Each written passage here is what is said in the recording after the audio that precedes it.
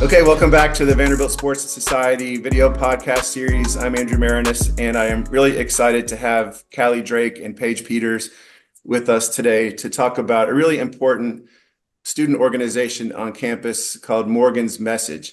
And I met Callie and Paige for the first time a few weeks ago. There was an event for student athletes to welcome them back to campus, and different groups had tables to share information about their causes. And I had not heard of Morgan's Message before.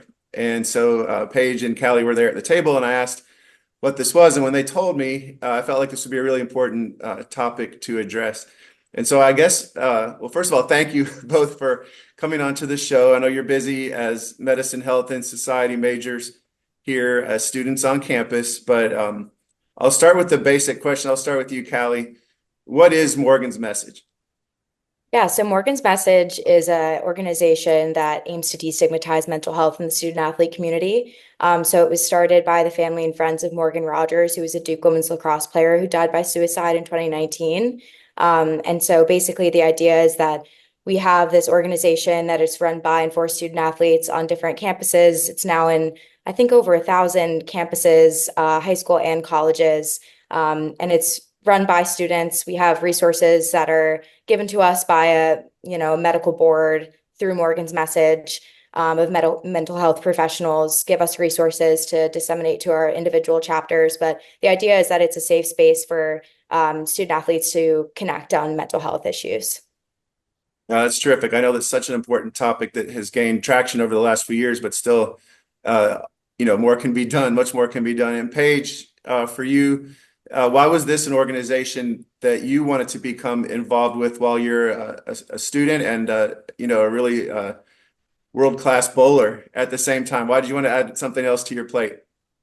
I feel like whenever you come to school, you don't realize like how difficult it is to adjust, especially college, whenever you're like doing athletics and you're doing academics on top of it. So like mental health kind of does take a toll and that hits home personally. So when I attended the first meeting that Callie and another lacrosse player held, it was something that I wanted to be a part of. And I wanted to make other people know that like they're not alone with different things and just want to be a part of like that safe space to like be able to get out of all of the responsibilities, all the requirements that you have year long, and like just be able to be with a group that understands you. Yeah, and Callie, I know that you started your college career at Middlebury, where you're a member of the lacrosse team there. At Vanderbilt, what do they call it? NARP, a non-athletic regular person, right? That's what you are now lovingly referred to. But how did you first become aware of Morgan's Message in your previous college life?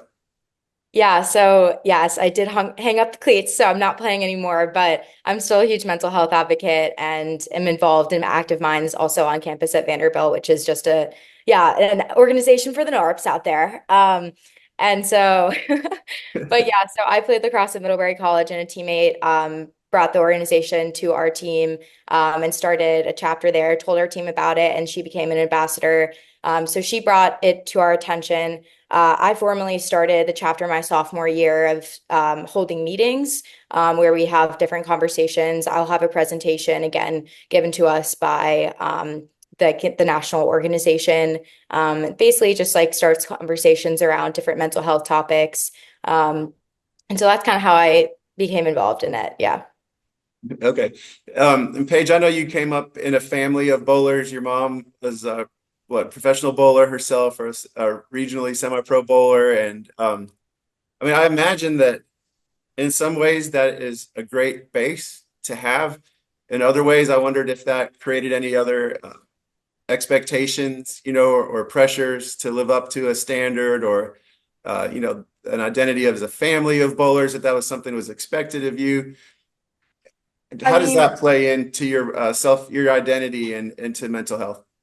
like when I was in high school, I feel like it wasn't even more so like about my parents. It was more so like my sister and I were competitors when we were in high school. So, I mean, I kind of feel like I left that in the past whenever I came to school. And if I did hold that like coming in, I probably would have had more strain on my mental and being like, I need to live up to this. But I was able to clear the plate and just be like, I'm a new person. I'm going into a new environment. So I wouldn't say like it put a strain on my mental health, but of course, like the competitive nature, it built me into a competitive person. So I do not like losing. Right.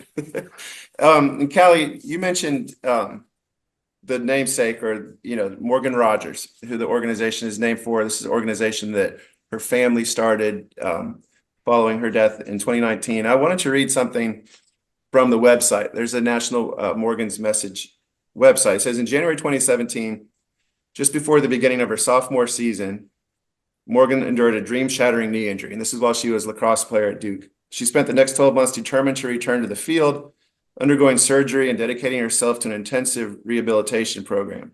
Morgan struggled with this abrupt change because she felt she had lost control within her life. As a result, Morgan's self-worth plummeted. While she presented a happy, strong, resilient face to the community, she grappled with the feeling that she was not living up to her expectations. Her feelings of isolation from the team and stress caused by other relationship issues accelerated the return of anxiety and depression.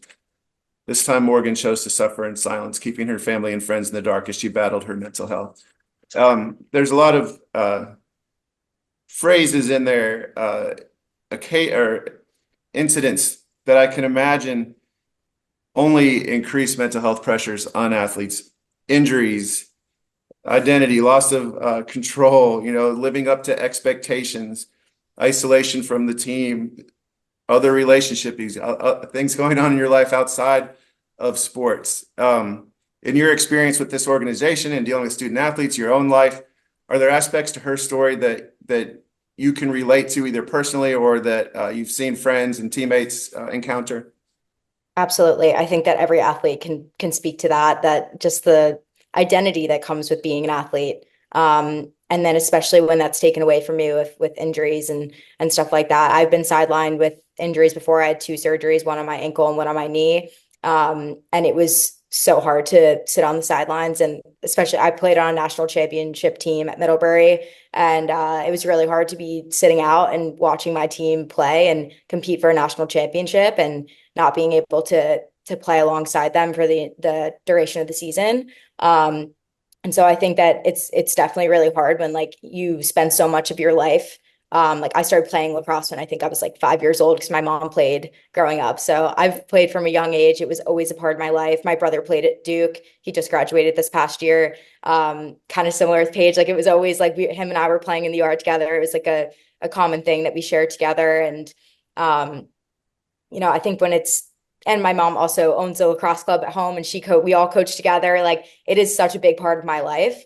And so then to have that kind of taken away from you is definitely really something that's really hard. And I think every athlete will struggle with that. And so that's like another kind of goal of Morgan's message is to try to equalize the treatment of mental and physical health. Like if you have to sit out, if you have a physical injury that, requires surgery, a lot of athletes push through physical injuries, but some you can't push through, and need surgery, for example. But the idea is that we want to try to start these conversations, to destigmatize mental health, so that student athletes might feel more comfortable to seek help, for their mental health issues, just as they would a physical issue.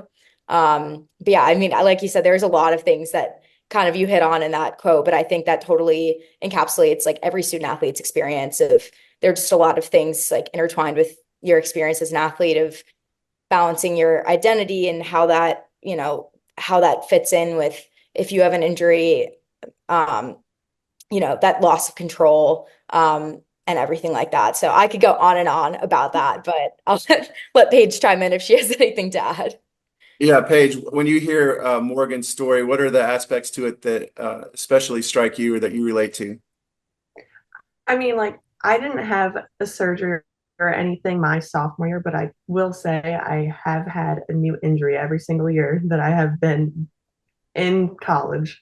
And like it does take a toll because at some point like your brain is like, when is this gonna stop? Like, can I just be healthy? Like it's like a downward spiral. I do know people that have had to have surgery and like you could tell they want to get back in the game and they want to keep going. And you could tell, but they're not gonna always say something, but it's just like the way that you react because you know them well, especially if you're on the same team as them.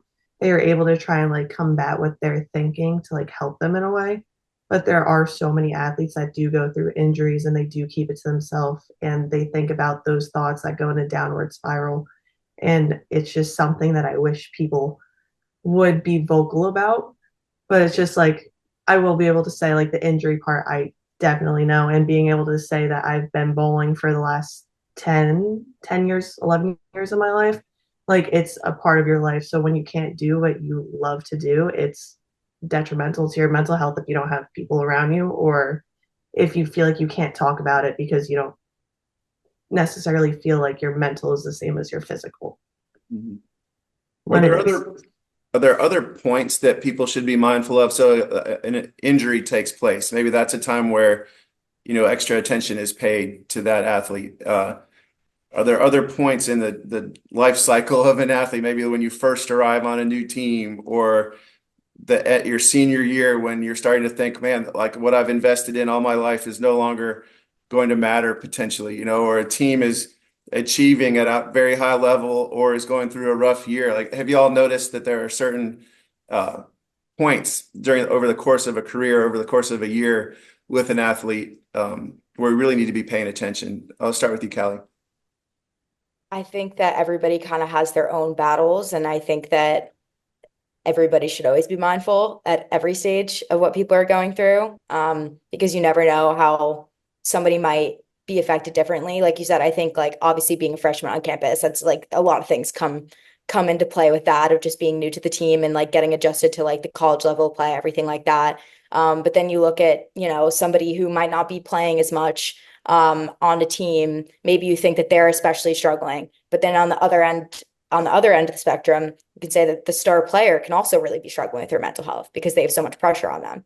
So I think like there's not any one, indicator of like, oh, that person we should be especially mindful of. I think that that's like a super dangerous way to think, honestly, because I think that like, you can assume that everybody that maybe someone seems fine. But I think it's really important to like think about how everybody can be struggling with things. And I know personally, I've like struggled with my mental health, and when I tell friends that, they're like, "What? You are such a happy, upbeat person. You're making jokes all the time." And I'm like, "Yeah, but like inside, like you have no idea what I'm going through." And so I think that's kind of an important message to take away of like just because somebody puts on a front of acting like they're fine, it's really important to just periodically check in with your friends and teammates and just ask them how they're doing. And I think a lot of people aren't, like Paige and I both said, we're very comfortable talking about our mental health and our struggles with people. But some people are not. It depends on, your family, your own experiences, stuff like that.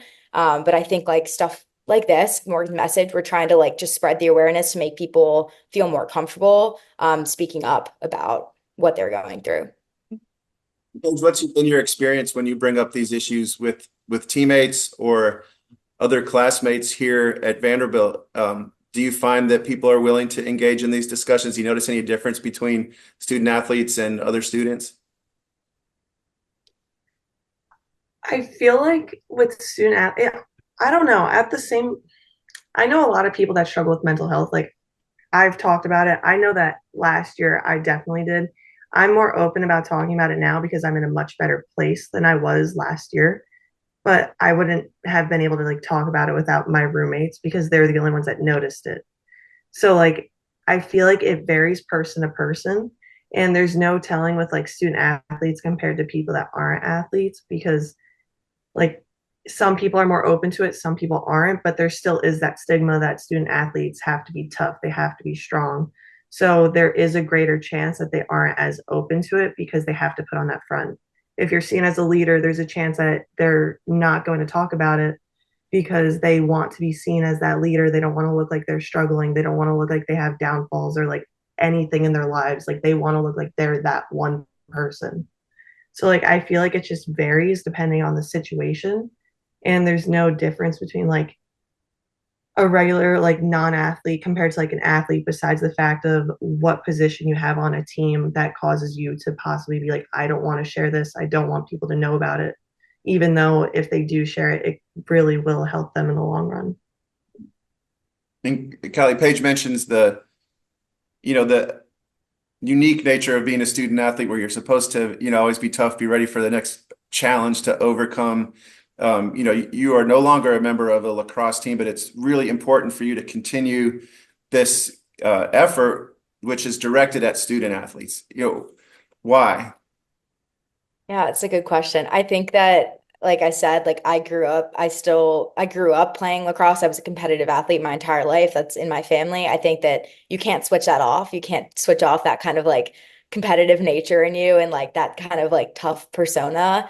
And so like I still kind of struggle with that of just like, even though I'm not playing, that's still kind of like my like background inner voice of like, okay, you're supposed to be tough, like you push through this and um trying to work through that. And so I think just because I know exactly what that feels like, even though I'm not currently playing, I know exactly what it feels like to be an athlete struggling with mental health. And so I think it's really important to start these conversations. And I wanted to bring that here to Vanderbilt because it's something that I'm passionate about. And I think the more people we get talking about this, the better. I wish that more people talked about it when I was going through tough times. I feel like, there are some friends that will talk about mental health, and I'm like, okay, now I know that I can go to you if I'm having a tough time, whereas some people don't talk about it at all and very like kind of tiptoe around the conversation that topic. And that's not necessarily someone that I would go to kind of like admit that I'm struggling.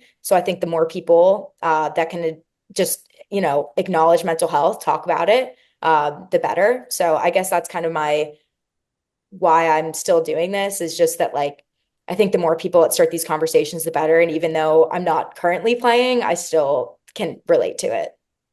And I want to go back to one thing you mentioned earlier was this desire to, I don't know if you use the word equalize, but we talk a lot about physical health of athletes. We need to be doing more on the mental health side. Are there certain steps that you would like to see taken? What is typically missing now? What needs to become part of the culture of teams, or organizations, leagues that you would like to see?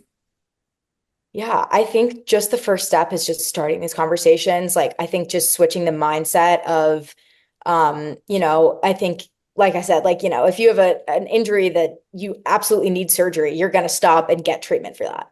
But a lot of injuries don't, right? It's like an overuse injury or something that kind of like slowly progresses to get worse throughout the season if you continue to push through it and don't rest. So I think that's kind of maybe a good example of like, if every athlete can relate to having physical injury of like trying to push through it and it just continues to get worse if you don't rest it. I think that that can kind of be relating to mental health of just if you're struggling with something and you try to keep pushing through it, it's just going to kind of explode and it's only going to get worse, right? So I think just like starting those conversations, relating it to terms around athletes of like things that they can relate to and understand, like just like how I just said that.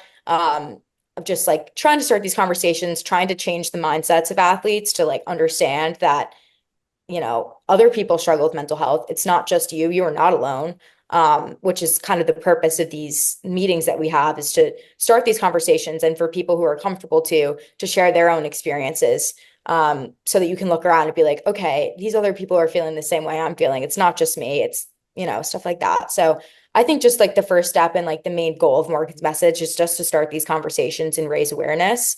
So I think that's the first step. There are a lot of things, but that's kind of what we're trying to add to the mix. And I think the other thing really quick too is just coaches also using inclusive language and encouraging their student athletes to seek help if they need it. I know we spoke to Julie in the sports psychology department. She says that they go around to each team and talk about the resources and stuff like that. But I think it also kind of depends on the coaches to kind of encourage that and to, say it's okay to, you know, seek help, to talk about it. I think it can be very telling, like a coach's demeanor when this stuff is brought up. So I think that's another thing to think about. It just is just like the example you're setting and like the culture you're like creating on your team, starting with the coaches and kind of working its way down. So What's wrestling on your head is Callie was speaking there about the importance of the right messages being delivered by the right people, within a program. What have you experienced within the bowling program here, or within the athletic department or university more generally? I completely agree with Callie regarding coaches. When you come on a team, the first people that you look to, besides like you look at the seniors to teach you the way to like go through school, the way to get through practices and get through your schedule. But ultimately, you look at your coaches to be like, this is what like is here. This is what we have. This is what we not like need from you, but like this is like what you're going to be doing. I think it is very important for the coaches, especially with their demeanor, like regarding mental health resources and like saying like if you're not okay, it's okay to like seek that help, and like making that message clear is most important. My personal experience, I have those coaches. I don't know what it's like for other teams, but I do know that when I was struggling, I had them that I was like, I could be open with them, and they were understanding, and they knew like if I needed a moment, I could have a moment. So it is very important, especially because when you look at coaches, sometimes it's like, oh, I really need to make them proud. Like, I want to do this for them. Like, I need to do this for the team. I like sometimes the thoughts are, I need to push through for the team. But when you have the coaches being like, if you're not mentally doing okay, it's okay to not be okay, is when it's important, because then you realize you can breathe and you can actually go seek the help that you need to seek. So I very much agree with Callie when she says coaches are very important, because I have had the experience where the coaches have helped me and I was able to feel like it was okay. Yeah, that's terrific. And I wanted to ask you both about the role of parents in youth sports also. I've got a 13-year-old daughter, 11-year-old son. My son especially is involved with travel baseball, and I have really mixed feelings about travel sports and youth sports in general right now. I mean, the competition's good, but I think that parents tend to ruin youth sports in a lot of ways.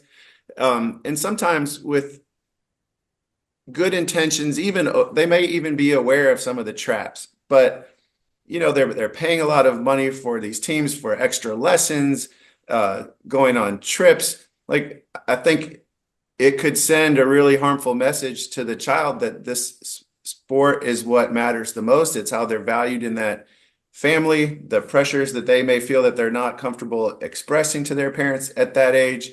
Um, but parents want their kids to be like you guys and play college sports or to play professional sports. And I think this is what you have to do. Like, what message would you give to parents about keeping the right perspective, not harming their children in the process, but still, if they want to, like, providing opportunities for them to succeed in sports? Callie, start with you. Yeah. Okay, that's a really good question. I think it's important just for parents to encourage their children to have fun with it and not put so much pressure on the outcome, and just kind of put it in the kids' hands to do with it what they want to. Mhm. Um, I had a parent one, my mom was super supportive and she's a coach, and she was always like, go have fun, and was super supportive. And then my dad was way more kind of like transactional of like, how many points are you scoring and stuff like that. And so I think I had both experiences, and you get more from the parents. You feel more supported from the parents who are wanting you to just go have fun with it, and you don't feel like the pressure to, perform in a certain way. Um, because some kids want to go play in college and want to be really competitive, and that's great. Some kids I think are pushed to do that from their parents, and then they end up hating their lives. You know what I mean? Like when they actually are playing. So I think that's important for the parents to kind of just put it in their kids' hands and do with it what they want. Obviously, like you said, providing um, the opportunities for them, but also just kind of being a support and not being like a force of, you have to do XYZ, of just like, if you want to do this, that's great. Go have fun with it. You don't have to do it, that kind of thing. And how about you, Paige? What do you think about that issue? She's so right with that. I completely agree. I mean, our US culture is just everything I feel like surrounds sports, which is why I think parents are always so invested, and they're like, yeah, go get that goal. You need to beat this team. Like literally anything. I mean, I know I had parents best of both worlds. It was like, oh, go out and have fun. It's not a big deal if you lose. But then at the same time, I think I gained a competitive aspect on my own. So it's like, even if they were like, no, it's okay, like, don't worry, we're just going to go practice, like, I would still get so mad about losing. But I mean, they always were the ones to be like, oh, have fun, go out, meet people. So the supportive parents that are encouraging the fun part of it, I feel like makes it the best for the kids. And if the kid wants to keep going with the sport that they're playing, I mean, you'll gain that competitive nature on your own without needing that external factor that's telling you come on, you got to do this. You got to go out and do that. And like trying to force the effort instead of letting them gain it on their own. This is not just any organization. It's named after an actual person, Morgan Rodgers, and I think about uh, her family losing a daughter, a twin sister, and trying to do something in the world to honor her memory, to help other people. And I could just imagine that if they were to watch this interview, they would be so proud that what they started is being taken seriously by, in this case, young women who probably remind them a lot of their daughter. Like, what would you say to Morgan's family about what this organization means to you and what you're trying to accomplish with it, Callie? Yeah, I mean, that's a tough question. I think, like you said, I think that a lot of, they can maybe see Morgan in us. I think that that's representative of so many people. Like I said, there are so many different campuses that have a chapter of Morgan's message and just show how much her story resonates with so many different people. And I think that that's, you can kind of choose to turn your devastation into action with that and amplify her story. That's what they chose to do, is amplifying her story to show other people that they're not alone, so that hopefully we don't lose anyone else. So I think that it's incredible work that they did, that they've done to share these resources with so many people. They've touched so many lives. And like I said, I just keep coming back to, like, even if you can touch one person, that's still one more person that, maybe wouldn't have made it if they didn't have somebody that was there supporting them. So I think just like the more people that we can touch with this, the better. So I think it's pretty incredible that, if it's reached so many people, it's grown so much since I started back in like 2 years ago. It's incredible. There were maybe 200 chapters, and now I think there are over 1,000. Like, it's pretty incredible how much this has taken off and grown. And yeah, I don't know. It's incredible. I'm like honored to be a part of it, and just try to share her message and help other people too. And Paige, I'll end with you. So if you're a student athlete at Vanderbilt watching this, or it sounds like at many, many other universities around the country, and you want to become involved in, leading a chapter, or you're struggling with a mental health issue yourself, and you feel that this would be a place to go to be heard and understood, like what do you recommend? How do people connect with the organization? Well, I feel like we're trying to get more people by just like spreading the word. And the way that you can connect with it is just by immersing yourself in the like idea that there's a group of people sitting there and they all have the same idea of wanting to just be there with each other and like have that group as one. Like when you think about the identity of a person, it's not just yourself all the time. It's like the identity of a group as well. So when you think about joining Morgan's Message and wanting to be a part of it, it's more so your identity being a part of Morgan's Message is just trying to be there for one another. Like, you're trying to make sure you're all okay and just like allowing your message to be shared and allow other people to feel that comfort.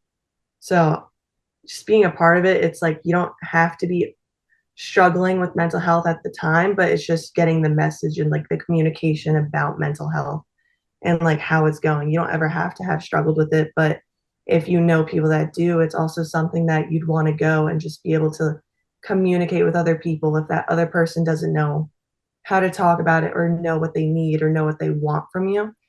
If you go to a Morgan's Message meeting, you'll be able to learn like what you could do to help them. Terrific. Okay, and in the notes underneath this interview, we'll share the National Morgan's Message website URL so people could go there. Callie, if they want to be involved specifically at Vanderbilt, would they just contact the one of you, or is there another way that you would recommend? Yeah, you can put our emails in with the link to the video. And then we have an Instagram. I think it's just Morgan's Message at Vanderbilt. I'll email it to you so I don't butcher it. But Okay. we have an Instagram also, and then we have a group chat also where we send out meetings. But we also, for the student athletes at Vanderbilt, we're trying to get messages sent out through Teamworks so that they can see it there. We also put up a note on the TVs in Magoogan also about meetings. So just stuff like that you can kind of look out for on campus if you're on campus at Vanderbilt. Okay, thank you. Well, Paige, Callahan, thank you so much for joining the show today. I think this is really important information. I hope that there are people out there watching this that will take advantage of Morgan's message and get involved as a leader on their campus, or seek out the organization as a comfortable place to talk. And as you both mentioned, these conversations are so important, and I've learned a lot that I plan to incorporate into my own life, and especially the way that I interact with my kids and with other student athletes in the athletic department. So thank you for representing Vanderbilt so well. It was a pleasure talking to you, and good luck with your studies this semester. Thank you so much Thank for having you. us.